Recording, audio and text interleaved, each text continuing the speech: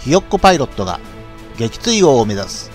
モッキーのエースパイロットを見ていただき誠にありがとうございます。今回の DCS ワールドは F86 セーバーナイトフライト夜間飛行をお届けします。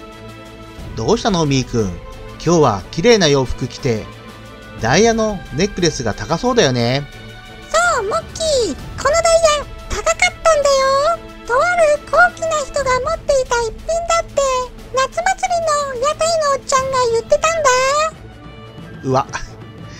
一気に安物の匂いがするね。そうそう、今日はモッキーがナイトディナーに招待してくれるって言うから、せっかくだから付き合ってあげるわ。もちろんモッキーのおごりね。何言ってんだよ、今日はナイトフライト夜間飛行の訓練だよ。だいたいなんで付き合ってもいないみーくんにおごらなきゃいけないの。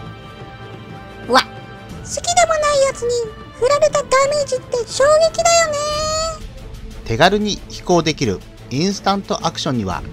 残念ながらナイトフライトがないので、練習にはミッションエディターを使用します。クリエイトニューミッションを選択します。今回は特に敵が出てこないので、そのまま OK ボタンを押します。このような画面が表示されたら飛行機のアイコンを押して飛行機を配置します。次にタイプのプルダウンメニューをクリックして飛行機のタイプを選択します。操縦できるものが黄色く表示されているもので、今回は F86 をクリックします。その下にあるスキルのプルダウンメニューをクリックして黄色く表示されているプレイヤーを選択します。アルティテュード、高度を変えます。とりあえず1万フィートにしてみます。次に時間と天気を変えます。変更するにはこのデートタイム&ウェザーを選択します。スタート時間を変更します。今8時になっているのをとりあえず22時に変更します。せっかくなので天気も少し手直ししてみます。ほとんど雲がない状態なので少し雲量を増やしてみます。クラウズ&アトモスフィアの写真をクリックします。設定が終わったら画面上のメニューのファイルを押し、セーブアズを選択して名前を付けて保存します。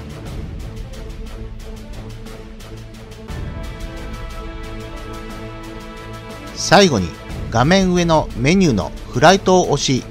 フライミッションを選択していよいよナイトフライトが始まります。飛行開始時点で高度1万フィート3048メートルでなおも上昇しています。方位計は0、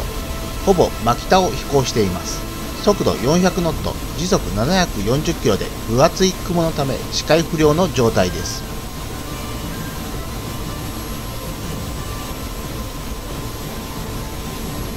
高度1万5000フィート4572メートルでやっと雲の上に出て視界が開けました。夜間飛行と雲が多い状態で地上の建物が見えないため、有視界飛行を行うことがかなり難しく、今の現在位置がわからない状態です。どこに飛んでるなんて簡単にわかるじゃん。ファンクションキーにある F10 ボタンを押すと簡単にどこにいるか一目瞭然じゃん。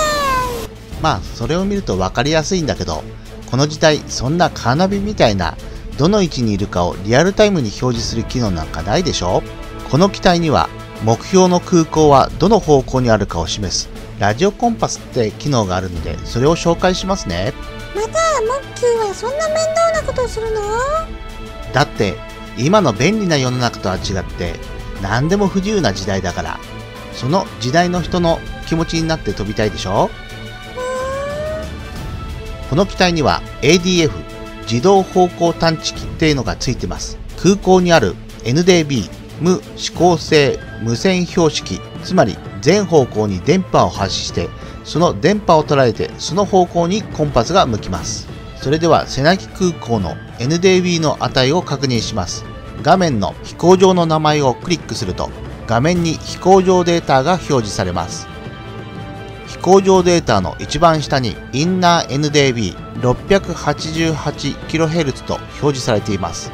この値は空港端にあるこの無線局からの周波数を確認でき、同じ値なのがわかります。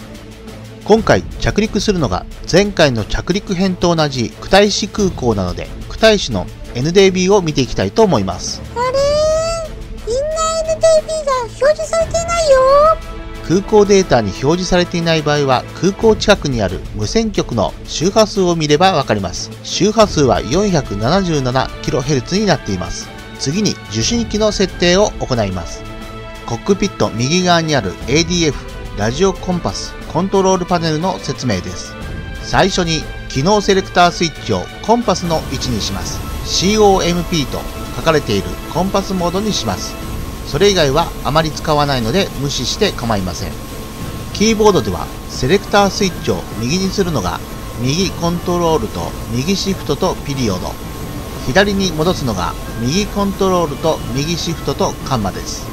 フォータス X56 では S1 モードの H3 キー左右に割り当ててます。バンドスイッチを大まかに希望するバンドの位置にします。100から 200kHz、200から 410kHz、410から 850kHz、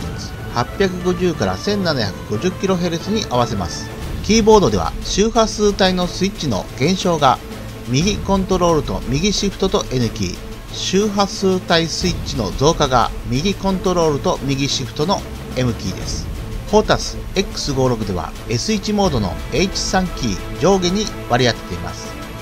ボリュームコントロールを最大右側まで回転させます。キーボードではボリュームを上げるのが右コントロールと右シフトと Y キー、ボリュームを下げるのが右コントロールと右シフトと H キーで、フォータス X56 では S1 モードのロータリー3に割り当てています。チューニングスイッチを使用して目的のステーションをチューニングします。先ほど大まかに合わせたバンドをさらに絞り込んでいきます。チューニングスイッチで合わせますが、これはキーボードやフォータス X56 では行わず、マウスでチューニングスイッチを合わせてマウスホイールをコロコロ回して合わせた方がすごく楽です。ステーションのチューニングに反応があれば、機能セレクタースイッチ横にあるチューニングメーターの針が右に大きく振られます。でも正直目的のステーションに合わせるのってメモリが細くて見づらいし、デジタル表示があるわけでもないので結構大変です。そこでおすすめなのがニーボードの活用です。ニーボードの表示の切り替えがキーボードでは右シフトと K キー、フォータス X56 では F プッシュに設定しています。今表示されているのがニーボードで、画面下にラジオとあり、その下の ADF が現在の周波数の値になっています。このニーボードを表示しながらマウスを操作して九太市空港の NDB 周波数 477kHz に合わせます。 NDB の発するビーコンを捉えてラジオコンパスインジケーターに空港の位置を表示します。 NDB、私を導いてくれ。みーくん、そういうコスプレするとクレームになるからやめてもらえる？航空灯の航空灯をつけるにはマウス操作か、キーボードではポジションライトセレクタースイッチ上が右コントロールと右シフトと P キー、ポジションライトセレクタースイッチ下が右オルトと右シフトとセミコロン。フォータス X56 では S1 モードの TGL3 アップとダウンに割り当てています。ポジションライトセレクタースイッチを上に押し上げると航空灯が常時点灯しますが、逆に下に下げると航空灯が点滅します。次に着陸ライトスイッチの操作も、マウスかキーボードでは着陸ライトスイッチアップが左オルトと左シフトと O キー、着陸ライトスイッチダウンが左オルトと左シフトと L キーで、フォータス X56 では S1 モードの TGL2 アップとダウンに割り当てています。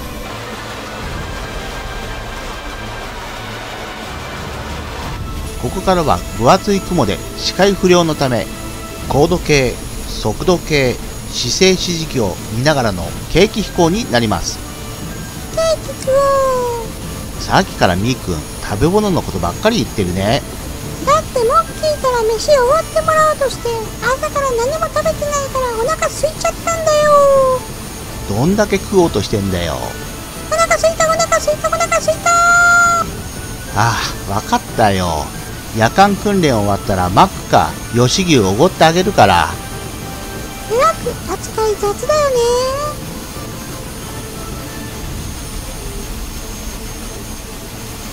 さて、ミー君とくだらない会話をしている間に雲を抜け地上の灯火が見えてきました。ちょうど空港も眼下にあります。あれ、滑走路の進入灯が見えないよ。これじゃさすがのエースパイロットのミー君だって着陸できないよ。エースパイロットね。大丈夫。これから進入灯の点灯の方法を説明しますね。まず滑走路の進入灯を点灯させるには、操作方法2のエンジン始動とテイクオフ編で説明したコミュニケーションメニューを使って空港と通信を行います。コミュニケーションメニューを開きます。キーはバックスラッシュというあまり日本人には馴染みのないキーなので、入力できなければ別のキーを割り当てても良いのですけども、今回はそのままこのバックスラッシュを使います。画面右上にコミュニケーションメニューが表示されているんですけど、少し小さいのでちょっと拡大して説明します。ここで押すのはキーボードのファンクションキー F5 で ATC を選択します。ちなみに ATC とは航空交通管制で、航空機を安全かつ円滑に運航するためのコマンドになります。次にメイン ATC を選択します。航空機から一番最寄りの空港の順番で表示されるようです。今回は久大市空港を選択するので F1 を押します。久大市空港の ATC が表示されたら、飛行機が到着するという意味の F1 インバウンドを選択します。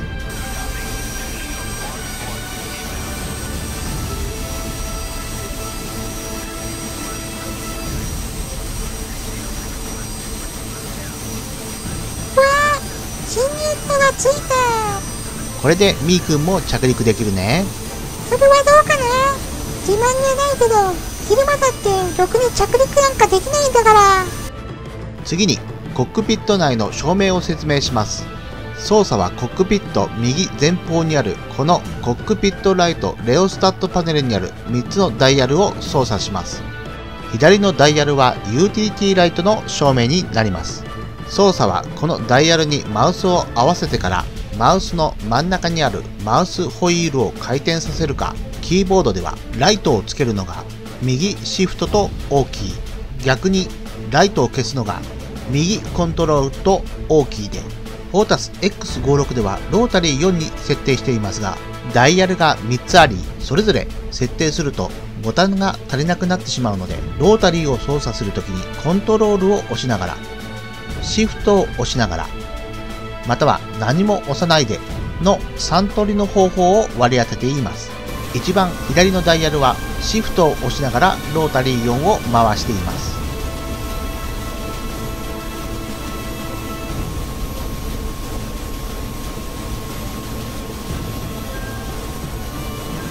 次に真ん中のダイヤルは左右のコンソールのライトをつけます。キーボードではライトをつけるのが右シフトと U キー、ライトを消すのが右コントロールと U キーで、フォータス X56 ではコントロールを押しながらロータリー4に割り当てています。最後に右のダイヤルは計器類パネルのライトをつけます。キーボードではライトをつけるのが右シフトと I キー、ライトを消すのが右コントロールと I キーで、フォータス X56 では何もボタンを押さないでロータリー4を操作します。少し説明が長くなりましたが、最後に夜間着陸を行ってこの動画は終了となります。もう少しお付き合いしていただけると嬉しいな。みんな最後まで見てね。今回オーバーヘッドアプローチを開始する段階の速度が420ノット、時速 780km とスピードが速かったので、エアブレーキを使用して減速しています。スピードブレーキスイッチをダウンにしてスピードブレーキを展開させます。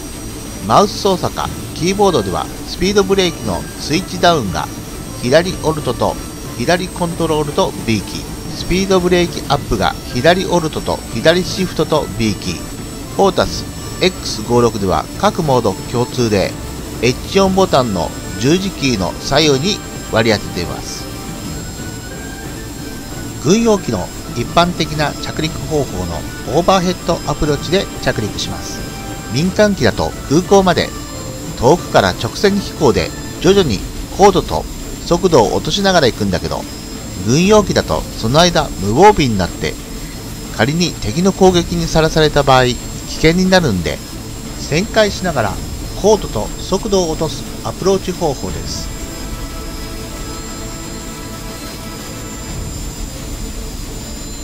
スロットルを絞りながら速度を落としていって185ノットまで減速して、そこでフラップを一番下まで下げます。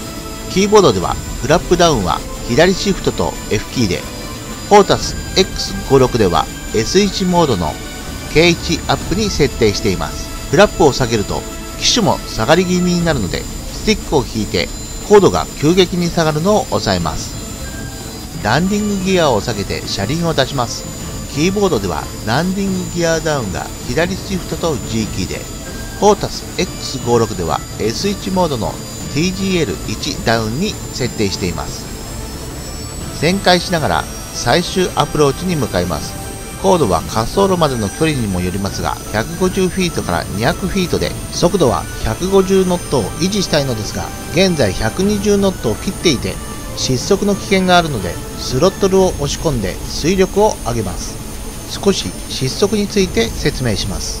機体のスピードが110ノットあたりで急激に高度を落とし失速状態になります。フラップを下ろした状態で110ノットを切らないようにします。ただし旋回中は水平飛行に比べて失速速度が上がってしまうので、先ほどの失速速度110ノット以上でも翼が傾いている状態では失速速度が上がってしまいます。進入灯が輝いているので滑走路までの大体の距離が分かりやすいので、その点は昼間より見やすいのですが、逆に高度がつかみづらいので、高度計と昇降計、そして速度計を頻繁に確認しながら着陸します。着陸は緑色の灯火が確認できますが、これが滑走路末端灯で、着陸する場合は手前が緑色で奥が赤色になります。速度を気にしながらスロットルを調整して徐々に高度を下げます。進入コースの修正は機体を傾けず、ラダーを操作しながら微調整をします。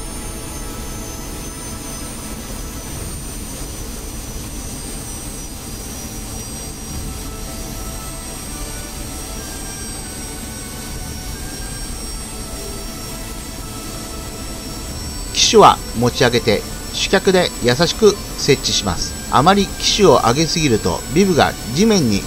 する尻餅を起こしてしまいますので注意が必要です。設置した後もしばらくその姿勢を保ったまま滑走して、主翼の抵抗で速度が落ちたところで機種を下げて前輪を設置させます。スロットルをアイドルの状態にしてからブレーキをかけ速度を落とします。ブレーキはキーボードでは W キー、フォータス X56 では S1 モードのフライトスティック側にある A キーに設定しています。着陸編と一部内容が重なっていますのでご了承ください。音声もコピーを使用して手を抜いてるよ。みーくん、そういうことばらしちゃダメだよ。これで着陸編の説明は終わりです。今回のナイトフライトはいかがでしたでしょうか。伝える内容が多いのとみーくんのくだらない話で少し長くなってしまい申し訳ございませんでした。ごめんね。さて次回はいよいよ武器の取り扱いを行いたいと思います。腕が鳴る。この F86 シリーズ以外にも順次コンテンツを増やしていきますので、よかったらチャンネル登録をお願いします。みーくんが可愛いと思ったら高評価ボタンを押してね。じゃあ次回も頑張って作っていきますので、みんな見てねー。